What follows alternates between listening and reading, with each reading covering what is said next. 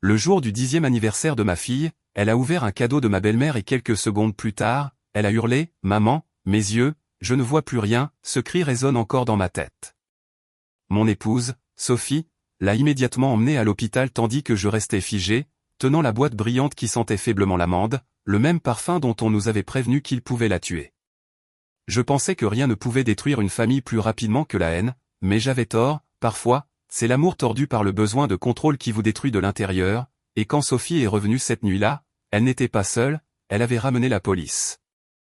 Je m'appelle Marc Dubois, et voici l'histoire de la façon dont un seul cadeau d'anniversaire a déchiré ma famille.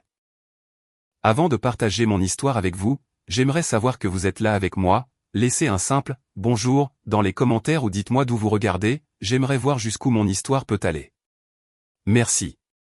Et maintenant, laissez-moi tout vous raconter. Si mon histoire vous touche, abonnez-vous à notre chaîne, votre soutien compte plus que vous ne le pensez, il rappelle aux gens comme moi que nous ne sommes pas seuls dans le combat pour protéger ceux que nous aimons.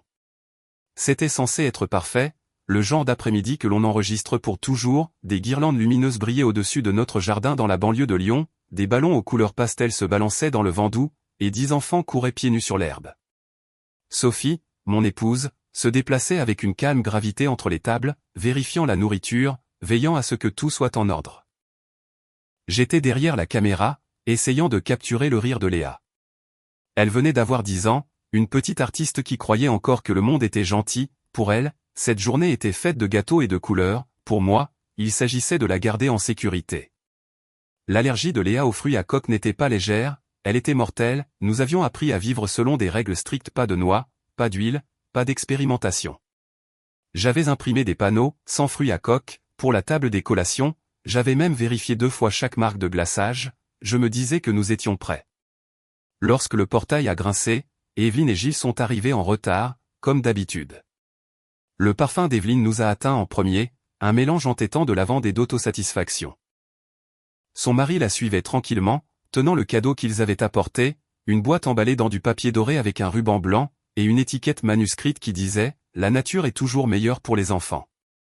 J'ai senti quelque chose se contracter dans mon estomac, Sophie l'a remarqué aussi, mais n'a rien dit. Le visage de Léa s'est illuminé en voyant ses grands-parents, elle a couru et les a serrés dans ses bras, sa voix joyeuse. J'ai voulu l'arrêter, mais Gilles a croisé mon regard et a fait un léger signe de tête, le genre qui dit « Ne gâche pas l'instant ». Evelyne a posé la boîte sur la table et a tapé des mains, « Ouvre-le maintenant, ma chérie ». Mamie l'a fait elle-même. Je savais qu'il valait mieux ne pas discuter devant tout le monde. J'ai affiché un sourire contraint et pincé pendant que Léa déchirait l'emballage. À l'intérieur se trouvait un ensemble de produits de beauté naturelle faits à la main, de petits pots de savon, une minuscule bouteille d'huile florale, une crème étiquetée, baume contour des yeux. La fierté d'Evelyne était visible dans chaque syllabe. Tout est biologique, sans produits chimiques, a-t-elle dit. Mon pouce est accéléré. Sophie m'a jeté un regard. J'ai pensé aux mots du pédiatre, au tableau affiché sur notre réfrigérateur, pas d'extrait de noix, pas d'huile d'amande, aucune exception. J'ai hésité juste une demi-seconde, assez longtemps pour permettre aux petits doigts de Léa de plonger dans la crème. Essaie, ma puce, a encouragé Evelyne. Léa a souri, en a tamponné un peu sous chaque œil, et avant que je puisse respirer, elle a hurlé un cri primal qui a fendu l'air, « Maman, mes yeux, je ne vois plus rien ». Tout s'est arrêté.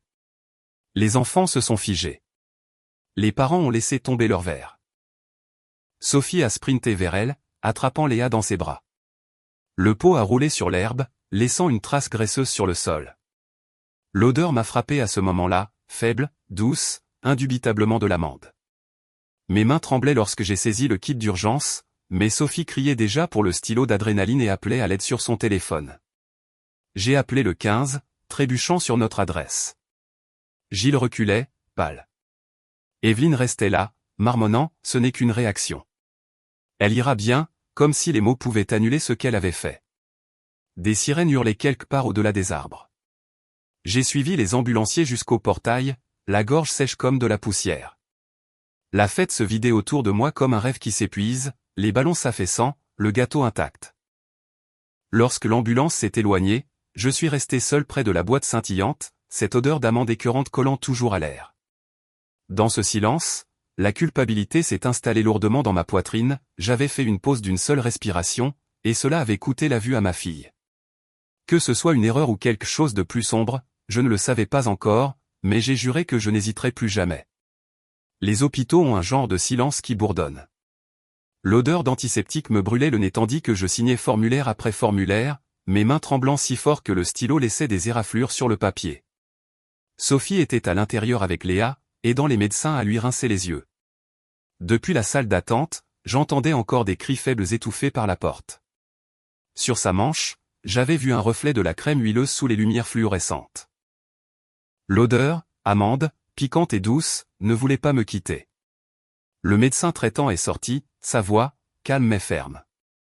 La crème avait causé une brûlure chimique des cornets de Léa. La réaction était grave, mais traitable.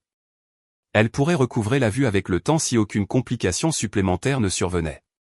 Si elle était arrivée 10 minutes plus tard, a-t-il dit, les dommages auraient pu être permanents. Ces mots sont tombés comme une sentence. Sophie m'a serré le bras si fort que ça m'a fait mal. J'ai hoché la tête, incapable de parler. Pendant que Sophie restait avec Léa, je me suis assis seul près des distributeurs automatiques, ouvrant mon carnet. J'ai tout noté, l'heure à laquelle elle a appliqué la crème, le cri, l'appel, l'odeur, le nom de la marque. J'avais besoin d'ordre, de preuves, d'une carte à travers le chaos. Puis sont venus les souvenirs que j'avais essayé d'enterrer. Evelyne dans notre ancien appartement tendant à Léa un smoothie protéiné qui s'est avéré contenir du lait d'amande. Evelyne disant, tu as trop peur de la vie, Marc. Une petite exposition renforce. Sophie s'était disputée avec elle d'innombrables fois, lui montrant les rapports du médecin, les tests d'allergie, le protocole d'urgence. Evelyne levait toujours les yeux au ciel, affirmant qu'elle avait élevé 2 enfants sans ces bêtises modernes. Elle voyait la prudence comme une faiblesse, le contrôle comme une vertu. Maintenant, ces vieilles disputes résonnaient dans le couloir stérile.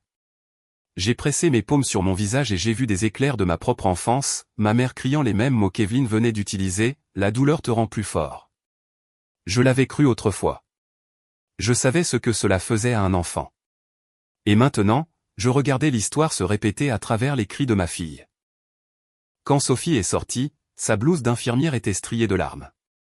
Il la garde en observation, a-t-elle dit. Les brûlures ne sont pas profondes. Elle est stable. Le soulagement m'a frappé comme de l'eau après un incendie, mais il a été bref. J'ai demandé, qu'est-ce que le médecin a dit qui avait causé cela exactement? Sophie a chuchoté, de l'huile d'amande. C'est écrit sur l'étiquette. De retour à la maison, tandis que Sophie passait la nuit à l'hôpital, je me suis forcé à ouvrir le sac cadeau mis au rebut qu'Evelyne avait apporté. À l'intérieur, sous le papier doré déchiqueté, j'ai trouvé un mot plié taché d'huile, ajouté 2 gouttes. Tester réaction. Réponse anormale. Immunité. Ma vision s'est rétrécie. J'ai pris une photo et l'ai envoyée à Sophie avec des mains tremblantes. Mon pouls cognait dans mes oreilles. J'ai pensé à la ligne entre l'amour et la cruauté. À quel point elle était mince. Evelyne croyait qu'elle aidait, tout comme ma mère croyait autrefois que me briser me rendrait entier. C'est peut-être la forme de mal la plus dangereuse, celle qui vient de quelqu'un qui insiste sur le fait que c'est pour votre propre bien. Assis dans le salon à demi obscurci, j'ai entendu l'orage lointain arriver sur Lyon. Mon téléphone a vibré avec le message de Sophie, elle dort maintenant. Nous en saurons plus demain matin. J'ai répondu, j'ai trouvé quelque chose. Nous devons parler à la police. Puis j'ai posé le mot sur la table, l'odeur d'amande s'enroulant du papier. Cette nuit-là, je n'ai pas dormi. Chaque fois que je fermais les yeux, je voyais les mains de Léa s'étendre dans le vide, sa voix brisée par la peur. Quelque part au fond de moi, une pensée que je n'avais jamais osé envisager a fait surface avec une clarté glaciale, peut-être que ce n'était pas un accident. Et si ce n'était pas le cas, alors l'amour, tel qu'Evelyne le définissait, venait de franchir le seuil du criminel. J'ai regardé par la fenêtre vers l'horizon sombre et j'ai murmuré à personne, je ne la laisserai plus jamais faire de mal à ma fille. Jamais. Au moment où le médecin a dit que Léa était assez stable pour dormir toute la nuit, l'épuisement s'était installé dans mes os comme du béton. Sophie est restée à l'hôpital, recroquevillée sur la chaise à côté du lit de notre fille. Je suis rentré seul, traversant des rues brouillées par la pluie, les phares s'étirant comme des fantômes sur l'asphalte mouillé. La maison était encore éclairée quand je me suis garé. À travers la fenêtre, j'ai vu Evelyne assise dans le salon, droite, sereine, buvant du thé comme si la journée n'avait pas eu lieu. Gilles se tenait à l'évier de la cuisine, les épaules courbées, la tête baissée. Au moment où j'ai franchi la porte, Evelyne a levé les yeux, sa voix calme et cassante. « Comment va ma petite fille ?» La façon dont elle a dit « m'a retourné l'estomac. « Vivante ?» ai-je dit, fermant la porte derrière moi. « À peine. » Elle a levé un sourcil. « Ne sois pas dramatique. Les enfants se remettent vite. » J'ai fixé la tasse dans ses mains. La vapeur montait en volute paresseuse, de la même manière que sa confiance montait toujours, lentement, délibérément, impossible à arrêter. J'ai demandé ce qu'elle avait mis dans la crème. « Des huiles naturelles », a-t-elle répondu, son ton aussi tranchant qu'une aiguille. « La nature est faite pour guérir, Marc. Vous vivez dans la peur. » J'ai posé la photo de sa note manuscrite sur la table. Les mots, ajoutés 2 gouttes. Tester réaction, brillaient sous la lumière de la lampe. « Qu'est-ce que c'est ?» ai-je demandé. Ses yeux ont jeté un coup d'œil dessus, puis sont revenus vers moi. « Tu ne comprendrais pas. Tu fais partie d'une génération qui panique pour tout. » Gilles s'est avancé, la voix tremblante. « Evelyne, ça suffit. » Elle l'a ignoré. « Sophie et toi, vous élevez cet enfant pour qu'il soit fragile. Le monde n'est pas stérile, Marc. Un peu d'adversité n'a jamais tué personne. » J'ai serré les poings jusqu'à ce que mes ongles me mordent les paumes. « Tu l'as presque rendu aveugle. » Evelyne a ricané. « Tu es trop tendre pour élever une fille forte. » Les mots m'ont frappé comme quelque chose de physique. J'ai voulu crier, jeter la tasse qu'elle tenait, lui faire voir les dégâts qu'elle avait causés, mais je me suis souvenu de la voix tremblante et aveugle de Léa et j'ai su que crier ne changerait rien. Mon téléphone a vibré. Le message de Sophie a clignoté sur l'écran. « Marc, il est temps. » J'ai appelé le commandant Reynaud. J'ai regardé Evelyne, qui était assise là, suffisante et certaine, puis Gilles, dont les yeux étaient pleins de défaite. « Ils sont en route », ai-je dit doucement. Elle n'a pas réagi, a juste pris une autre gorgée de thé. « Tu as appelé la police pour ta propre famille ?» a-t-elle demandé, non pas en colère, presque amusée. « Oui », ai-je dit, pour quelqu'un qui a failli tuer mon enfant. Je me suis déplacé méthodiquement dans la cuisine. J'ai placé le pot de crème dans un sac Ziploc, les scellé, étiqueté l'heure, filmé la table, le papier d'emballage éparpillé, même les miettes sur le comptoir. La maison qui avait été remplie de rire il y a quelques heures ressemblait maintenant à une scène de crime. Gilles est venu à mes côtés, sa main tremblante sur mon épaule. « Je vais coopérer », a-t-il dit, la voix rauque. Je lui ai dit d'arrêter. Elle n'a pas voulu écouter. J'ai hoché la tête, la gorge serrée. Lorsque le commandant Reynaud est arrivé, les pulsations rouges et bleues de sa voiture balayaient les rideaux. Il était calme, professionnel, son carnet ouvert, ses questions posées régulièrement. J'ai tout expliqué, l'allergie, les signaux d'avertissement, le diagnostic de l'hôpital, le mot. Je lui ai donné les photos que j'avais prises. Il a mis les preuves sous scellé avec soin, puis m'a regardé. « Monsieur Dubois, je vais être honnête avec vous. Ce n'est pas la première plainte concernant votre belle-mère.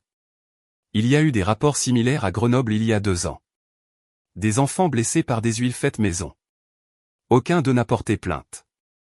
Peut-être que maintenant, quelqu'un le fera enfin. » Les mots m'ont vidé de l'intérieur. « Vous dites que ce n'est pas nouveau ?» Il a secoué la tête. « Pas du tout. » Gilles est devenu pâle. « Elle m'a dit que c'était des expériences inoffensives, » a-t-il chuchoté.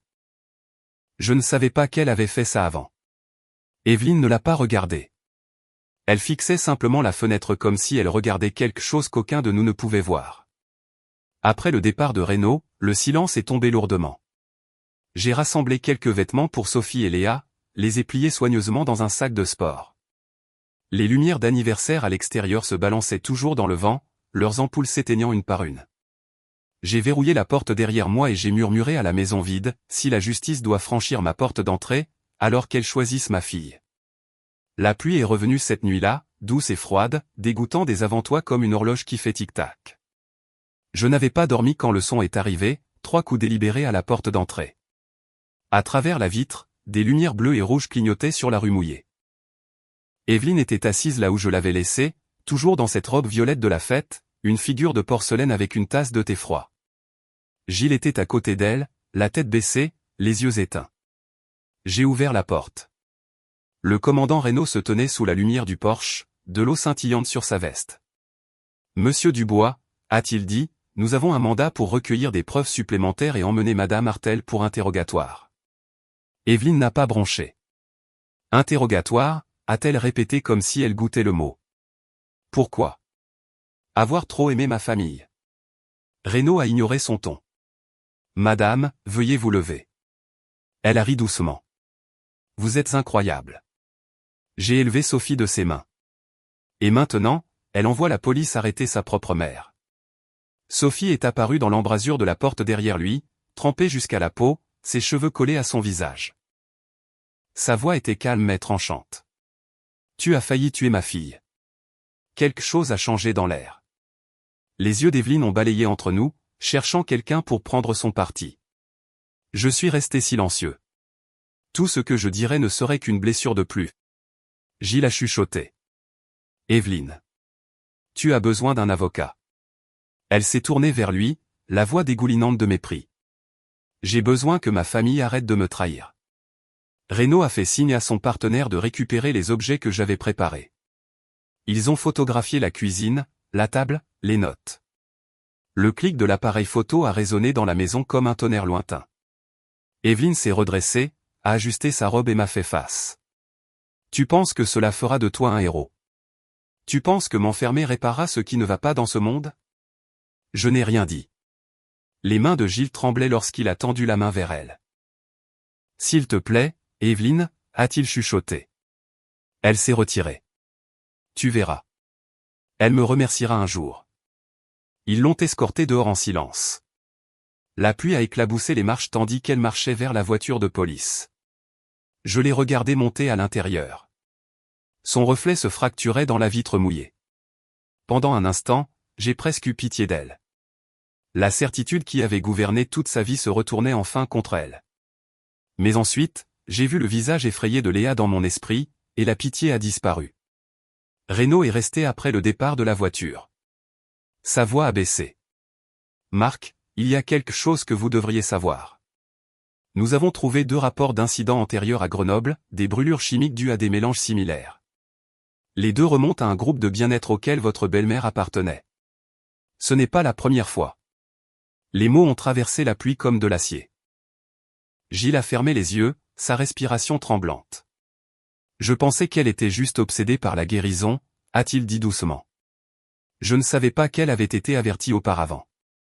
Reynaud a hoché la tête puis est parti, disparaissant dans la tempête.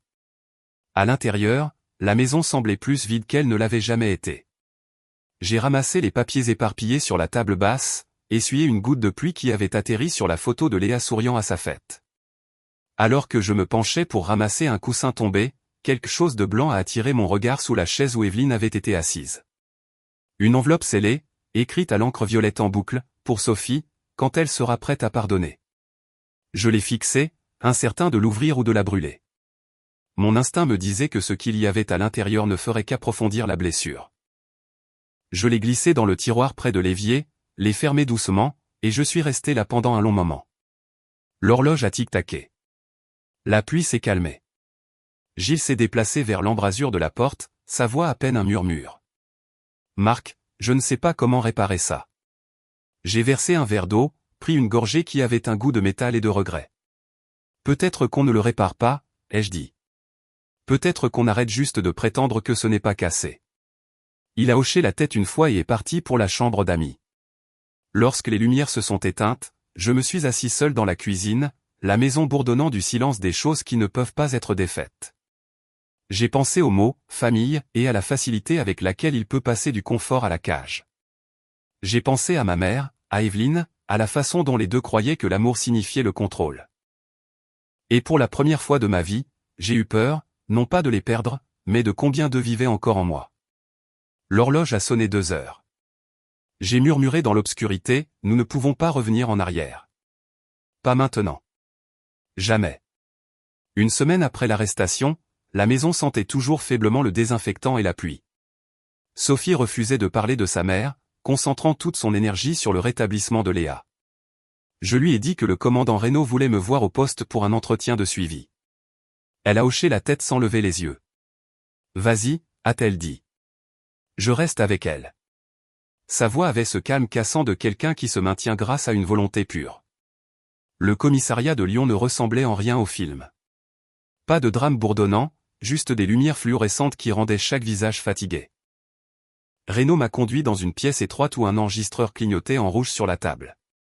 Il a ouvert un dossier et a glissé un document imprimé vers moi.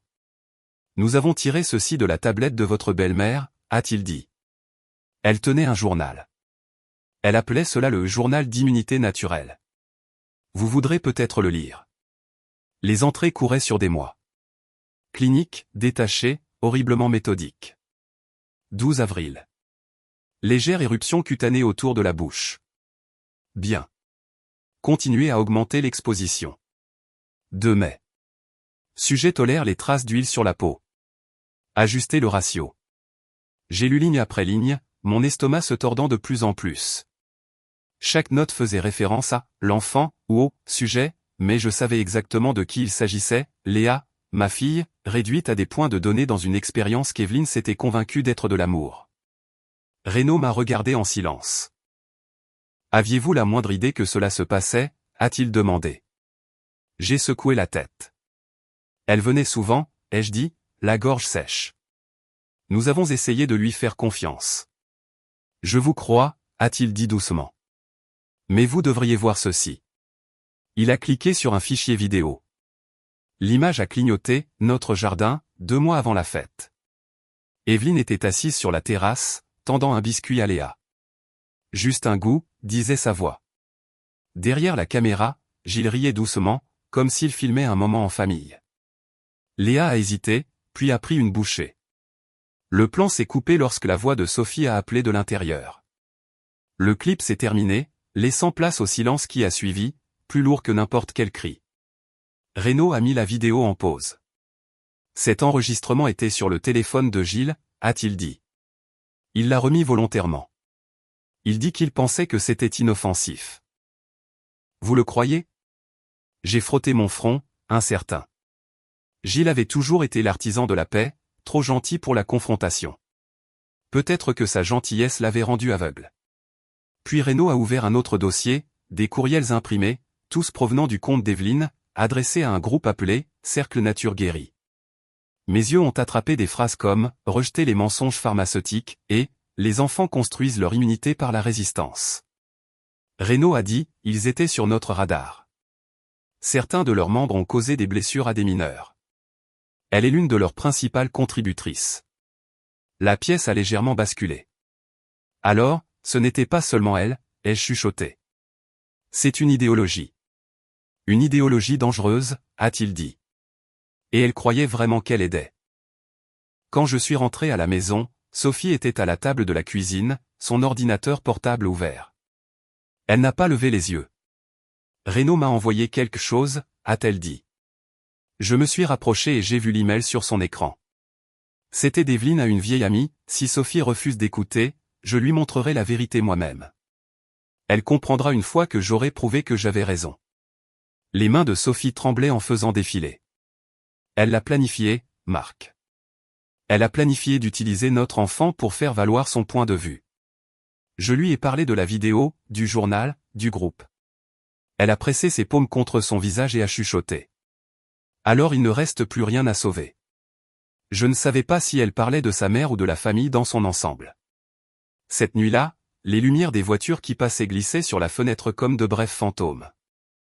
Je suis resté assis là, pensant à toutes les façons dont les gens peuvent se détruire les uns les autres tout en croyant qu'ils les sauvent. Il n'y avait pas de mot assez grand pour ce genre de folie. Pas de pardon assez fort pour y survivre. J'ai regardé Sophie endormie à côté du lit de Léa et j'ai dit doucement à l'obscurité, il n'y a pas de remède pour la confiance une fois qu'elle est partie. Le tribunal sentait le papier et l'air froid. Le comté de Grenoble n'était pas loin, mais le trajet semblait interminable. Je me suis assis à côté de Sophie sur le banc en bois dur. Sa main était dans la mienne, froide mais ferme. Gilles était assis derrière nous, plus mince que je ne l'avais jamais vu. Evelyne a été conduite, vêtue d'un gilet gris. Ses cheveux tirés, ses yeux vifs et provocateurs. Lorsque la procédure a commencé, le procureur s'est levé et a exposé les preuves, le journal d'Evelyne, les emails, le rapport de laboratoire confirmant l'huile d'amande dans la crème. Il a parlé avec une précision qui ne laissait aucune place au sentiment. L'accusée a sciemment exposé un enfant à une substance dont elle avait été médicalement avertie qu'elle pouvait causer des dommages, a-t-il dit. Ce n'était pas de la négligence. C'était de l'intention déguisée en soin. L'avocat d'Evelyne a objecté, plaidant l'instabilité émotionnelle, mais Evelyne elle-même l'a interrompu. J'essayais d'aider ma petite fille, a-t-elle dit, sa voix claire. La médecine moderne empoisonne les enfants. Je voulais qu'elle soit forte. Le juge lui a demandé de garder le silence. Puis la vidéo a été diffusée, les images de notre jardin. La voix de Gilles était audible en arrière-plan, faible mais indéniable. Le procureur s'est tourné vers lui. « Vous avez filmé ceci ?» Gilles a hoché la tête, des larmes coulant sur son visage. Je ne savais pas qu'elle continuerait à insister. Je pensais. Il s'est interrompu. Evelyne lui a jeté un regard en arrière, le dégoût tordant sa bouche. Lâche, a-t-elle marmonné. Ensuite, la défense d'Evelyne a essayé de présenter un email montrant le consentement supposé de Sophie pour une « douce exposition naturelle ». Pendant un instant, mon cœur s'est arrêté jusqu'à ce que Renaud s'avance et remette un rapport d'expertise. L'email était faux, créé à partir de l'adresse IP du domicile d'Evelyne. La salle d'audience a bourdonné de faibles murmures. Sophie a couvert sa bouche, secouant la tête. Le masque d'Evelyne s'est fissuré pour la première fois. Elle a baissé les yeux vers ses mains, silencieuse. Le docteur Arlot, le pédiatre spécialiste, a pris la barre.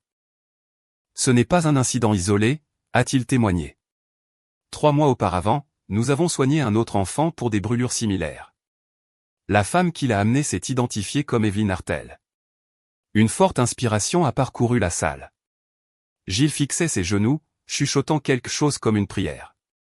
Enfin, le procureur a introduit l'enveloppe que j'avais trouvée, celle étiquetée, pour Sophie, quand elle sera prête à pardonner. Le juge l'a ouverte, a déplié la lettre et a commencé à lire à voix haute. L'écriture était élégante, délibérée. Si quelqu'un doit prendre la responsabilité, que ce soit moi. Je ne savais pas aimer autrement. S'il vous plaît, enseignez à Léa ce que je n'ai jamais appris. La pièce est devenue silencieuse. Pour une fois, Evelyne n'a rien dit. Sa tête baissée, ses mains serrées l'une contre l'autre, comme si même elle ne pouvait plus croire ses propres mots. Quand ce fut mon tour de témoigner, j'ai raconté au tribunal ce que j'avais vu, ce que j'avais senti, les amendes, la panique, la façon dont ma fille criait après la lumière qui n'était pas là. Ma voix s'est brisée à mi-chemin. Sophie a pleuré doucement à côté de moi. Je me suis tourné vers Evelyne. Tu as dit que la douleur rend fort. Je lui ai dit, elle est forte maintenant, mais pas grâce à toi. Parce que sa mère a couru assez vite pour la sauver. Les yeux d'Evelyne ont brillé, mais elle n'a pas répondu. Au moment où le juge a ajourné, tout le monde semblait épuisé, comme si l'air lui-même avait été vidé d'oxygène. Il a annoncé que la sentence serait reportée en attendant l'examen de l'évaluation psychiatrique et des preuves de préjudice antérieures. Ce n'était pas une victoire, c'était les limbes. À l'extérieur du palais de justice, Gilles attendait sous les marches de pierre. Sa voix était rauque. « Je demande le divorce demain », a-t-il dit. « Je ne peux pas sauver quelqu'un qui ne veut pas être sauvé. » Ces mots sonnaient moins comme de la colère que comme un deuil. Sophie et moi avons marché vers le parking en silence. Le ciel était pâle, lavé par la pluie de la nuit dernière. J'ai cherché sa main et elle ne s'est pas retirée. Pour la première fois depuis des semaines, cela semblait suffisant. Alors que nous partions, le palais de justice a rétréci dans le rétroviseur, mais son poids est resté avec moi. Ce n'était plus seulement une bataille juridique. C'était une confrontation avec l'idée que l'amour pouvait justifier le mal. Certaines vérités ne se terminaient pas avec un coup de marteau. Certaines s'attardaient tranquillement, remodelant les personnes qui leur survivaient. Cette nuit-là, lorsque j'ai bordé Léa, elle a demandé si mamie était toujours en colère. J'ai brossé ses cheveux en arrière et j'ai dit, non, ma chérie. Mamie est juste perdue. Elle a hoché la tête, ses yeux à moitié fermés. Alors peut-être que quelqu'un devrait la retrouver. J'ai embrassé son front et j'ai murmuré, peut-être, mais pas nous. Et alors que la maison est finalement devenue silencieuse, j'ai réalisé de quoi il s'agissait vraiment dans ce combat. Pas de justice, pas de punition, mais de briser le cycle. Le genre d'amour qui blesse au nom de la guérison avait régi trop de vies. Cela se terminait ici. Le matin du prononcé de la sentence, le monde semblait s'être arrêté pour retenir son souffle. Le ciel planait bas sur Grenoble, lourd de pluie. Le tonnerre grondait quelque part au loin alors que Sophie et moi montions les marches du palais de justice à côté de Gilles. Aucun de nous ne parlait. Nous avions dit tout ce qu'il y avait à dire dans les heures tranquilles avant l'aube. À l'intérieur, l'air était froid et stérile, le bourdonnement des lumières au plafond coupant le silence. Evelyne était assise à la table de la défense, pâle et rigide, ses mains jointes fermement sur ses genoux. La confiance qui rayonnait autrefois d'elle s'était estompée en quelque chose de cassant, presque vide. Lorsque le juge est entré, un silence complet s'est installé. Le procureur a commencé par revoir les preuves, les journaux, les emails, les vidéos, l'analyse de la crème et les lettres échangées avec le « cercle nature guérie ». Chaque morceau de papier est tombé comme un petit marteau clouant une vérité que nous avions tous essayé de nier. L'avocat d'Evelyne s'est ensuite levé, demandant la clémence au motif de l'instabilité psychologique, la qualifiant de mère piégée par son propre traumatisme. Mais la réfutation du procureur a été cinglante, inébranlable. Ce n'était pas de la folie, a-t-il dit. C'était de l'orgueil déguisé en amour. Puis Sophie a été appelée à la barre. Elle s'est avancée lentement, sa posture droite, sa voix stable, même si ses mains tremblaient. J'ai pardonné à ma mère plus de fois que je ne peux compter, a-t-elle dit. Mais le pardon n'est pas un bouclier contre le mal. Je veux juste que ma fille soit vivante, c'est tout. Ces mots ont résonné dans la salle d'audience. Evelyne la regardait, les yeux vitreux, les lèvres serrées. Quand ce fut mon tour, j'ai pris la barre et j'ai senti le poids de tous les regards dans la pièce. Je leur ai parlé de la fête d'anniversaire, du cri qui a déchiré l'air. De la façon dont le monde a basculé à ce moment-là. Je croyais que la famille signifiait la sécurité, ai-je dit. Mais maintenant, je sais que cela peut aussi être l'endroit où le danger se cache derrière l'amour. Ma voix s'est cassée sur le dernier mot. Evelyne ne détourna pas le regard. Juste au moment où le procureur commençait sa déclaration de clôture, Evelyne s'est soudainement levée. Sa voix a fendu la pièce. Je n'ai rien fait de mal, a-t-elle dit. Si Léa n'était pas si faible, cela ne serait pas arrivé. Des halètements ont éclaté. Le juge a frappé son marteau, appelant à l'ordre, mais elle a continué, ses mots tremblants. Vous ne comprenez pas. J'ai perdu un enfant une fois. Elle est morte à cause de ces drogues empoisonnées que les médecins lui ont données. Je ne pouvais pas laisser cela se reproduire. La pièce est devenue silencieuse. La vérité a frappé comme la foudre à travers l'orage. Le visage de Gilles s'est effondré. Le sanglot de Sophie a déchiré l'air. La voix d'Evelyne a faibli, puis est devenue petite pour la première fois. J'essayais juste d'empêcher l'histoire de se répéter. Gilles s'est levé de son siège. Ça s'est répété, a-t-il dit, sa voix brisée. Parce que tu as laissé ta peur devenir ton arme. Sa confession a rempli l'espace entre nous comme un verdict à part entière. Le ton du juge s'est adouci, mais ses mots étaient clairs. La peur ne peut excuser ce qui a été fait. Nous souffrons tous de la perte, mais personne n'a le droit d'en causer une autre. Il a fait une pause, puis a lu la sentence, 3 ans de prison d'État pour mise en danger imprudente d'un mineur et remboursement intégral des frais médicaux de Léa. Evelyne a fermé les yeux, ses épaules s'affaissant. Alors que les agents se déplaçaient pour l'escorter, elle s'est tournée une fois de plus vers moi. Je voulais juste qu'elle soit forte, a-t-elle chuchoté. J'ai croisé son regard et j'ai dit doucement, elle le sera, mais pas à ta manière. La pluie tambourinait contre les fenêtres du palais de justice alors que nous sortions. Sophie serrait ma main, ses doigts froids mais fermes. Gilles se tenait au pied des marches, sans parapluie, laissant la pluie tremper son manteau. Je l'ai regardé, incertain s'il restait quelque chose à dire. Il a juste hoché la tête, les yeux rouges et distants. La tempête s'est épaissie, des draps gris tombant sur la ville. Pour la première fois depuis des mois, j'ai senti quelque chose bouger en moi, une étrange légèreté enfouie sous la douleur. La justice était venue tard, mais sûrement, comme l'orage qui éclate après trop de jours secs. En nous éloignant, je me suis murmuré, c'est fini maintenant. Ou peut-être que ça ne fait que commencer. 6 mois plus tard, la pluie avait laissé place au printemps. Notre nouvelle maison à Annecy était située près d'un lac où l'eau scintillait sous le soleil du matin. Pas d'alarme, pas de caméra, pas d'écho de la salle d'audience, juste le vent qui se déplaçait dans l'herbe et le son doux du rire de Léa alors qu'elle peignait sur le porche. Sa vue avait presque complètement guéri. Elle portait des lunettes maintenant, épaisses et roses, et disait qu'elle lui donnait l'air d'une scientifique. Sophie souriait chaque fois qu'elle disait cela. J'avais repris le travail, concevant à nouveau des jeux vidéo, tandis que Sophie retournait à ses quarts d'infirmière.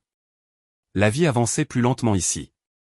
Gilles nous rendait visite toutes les quelques semaines, toujours avec un petit bouquet ou un pot de confiture maison.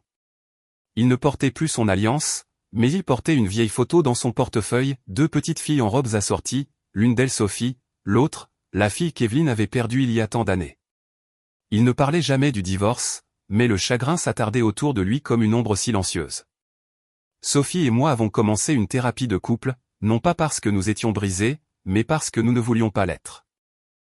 Lors d'une séance, j'ai dit, personne n'est à l'abri de la peur, mais nous pouvons choisir de ne pas la laisser diriger nos vies. Sophie a hoché la tête, des larmes brillant dans ses yeux, et j'en ai fini de la laisser diriger la mienne. Pour la première fois, je l'ai cru. Un après-midi, en nettoyant, Léa a ouvert un tiroir et a trouvé l'enveloppe scellée que j'avais cachée des mois auparavant, celle adressée à Sophie. Elle a couru vers nous, la brandissant comme un trésor. « Maman, papa, regardez ce que j'ai trouvé. » Nous nous sommes assis ensemble sur le porche et l'avons ouverte. À l'intérieur se trouvait une courte lettre écrite de l'écriture soignée d'Evelyne. « Si vous lisez ceci, cela signifie que je suis parti. Je ne savais pas aimer autrement. S'il vous plaît, enseignez à Léa ce que je n'ai jamais appris. » Sophie l'a lu 2 fois avant de la replier. « Je ne peux pas lui pardonner, » a-t-elle dit doucement. « Mais je peux arrêter de la haïr. » Ce soir-là, Léa nous a montré un nouveau dessin. Le ciel était gris avec une seule traînée brillante coupant les nuages. En dessous, elle avait écrit « C'est moi. Je peux voir maintenant. » J'ai regardé l'image et j'ai senti quelque chose se dénouer en moi. La guérison ne s'annonçait pas. Elle arrivait doucement dans des moments comme celui-là. Lorsque le prochain anniversaire de Léa est arrivé, nous l'avons gardé simple. Pas de ballon, pas de grande foule, juste nous 3 et Gilles. Le gâteau était petit, à la vanille avec un glaçage au sucre. Sûr, simple, parfait. Léa a fermé les yeux pour faire un vœu. Et avant de souffler les bougies, Sophie s'est penchée et a dit, « Rappelle-toi, ma chérie, être forte ne signifie pas que tu n'as jamais peur. Cela signifie que tu as peur et que tu aimes quand même. » Léa a souri, puis a envoyé les flammes vaciller. J'ai fermé les yeux, aussi, juste un instant, et j'ai laissé le son de leur rire remplir la pièce. Le monde s'était fissuré une fois, mais d'une manière ou d'une autre, nous avions trouvé la lumière à l'intérieur de la rupture. Plus tard cette nuit-là, après que Léa se soit endormie, je me suis tenu près de la fenêtre, regardant le clair de lune onduler sur le lac.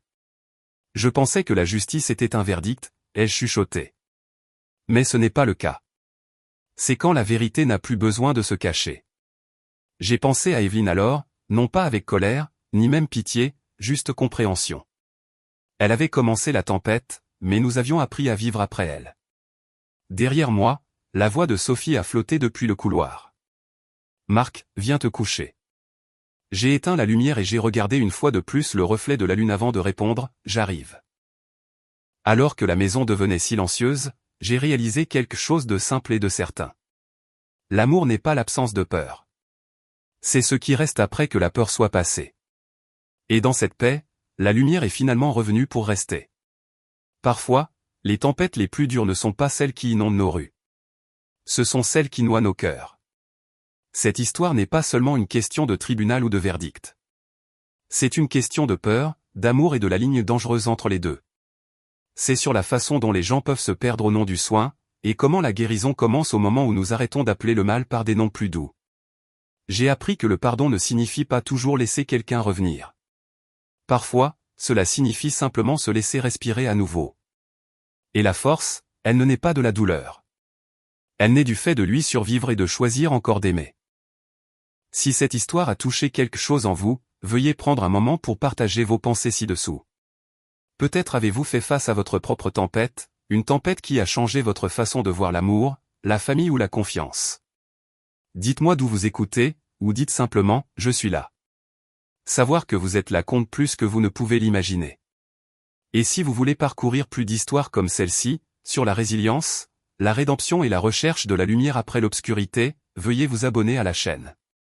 Chaque voix, chaque commentaire, chaque auditeur aide à rappeler à quelqu'un là-bas que même lorsque tout semble brisé, il y a toujours un chemin vers la paix. Merci d'être là, d'écouter et de croire que la lumière revient toujours.